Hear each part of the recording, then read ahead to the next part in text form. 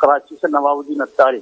یہ سوال کسی نے کیا تھا، مطلب یہ کہ میں نماز پڑھ کے آیا نا استاد سے، کہ کہاں گئے تھے؟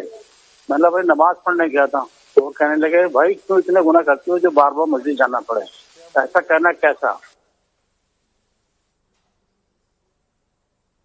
یہ تو بظاہر تو نماز کی توہین ہے کہ نماز گناہ گاروں کے لیے ہوتی تو پیارے آقا صلی اللہ علیہ وسلم نے کیوں نماز پڑھی؟ کیا نعوذ باللہ، یہ تو مطلب وہ ہیں کہ جن کی نظروں سے گناہوں کا سیلاب تھم جائے، گناہ گار نیکوکار بن جائے.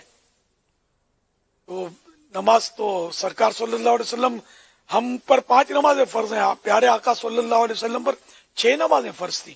جی ہاں، تہجد بھی فرض تھی سرکار صلی اللہ علیہ وسلم پر. ہمارے لیے تہجد جو ہے وہ نفل ہے. یہ مطلب بہت بڑی جرت ہے. مفتی صاحب آئیں گے تو انشاءاللہ ان سے حکم دریافت کریں گے کہ یہ نماز کا مذاق اڑانا اور توہین کرنا اس میں نظر آ رہا ہے. جی موجود ہے مفتی صاحب. یہ کیا ارشاد فرماتے ہیں؟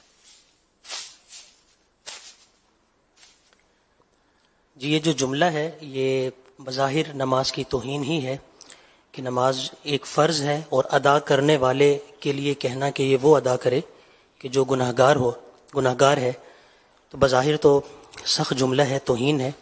جہاں تک قائل کی تکفیر کا حکم ہے، اس کو کافر قرار دیں گے یا نہیں دیں گے، یہ تھوڑے سے پیچیدہ معاملات ہوتے ہیں.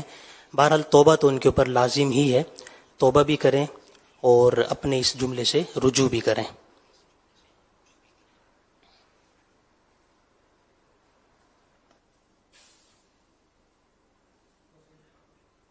صلو علی الحبیب صلی اللہ علیہ وسلم.